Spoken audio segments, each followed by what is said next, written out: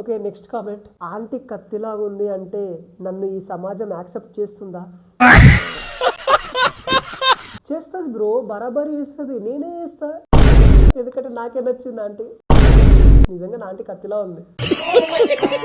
ఇన్ని రీల్స్ నాకే ఎందుకు వస్తున్నాయి? నువ్వు చూస్తున్నావు కాబట్టి. సెంచరీ చేసిన రాణి క్రికెట్ లో కాదు, 4 legs గేమ్ లో. ఏం మాట్లాడుతున్నావురా? నరాలు కట్ అయిపోయింది. Johnny Sins sister, Johnny Lily porn star.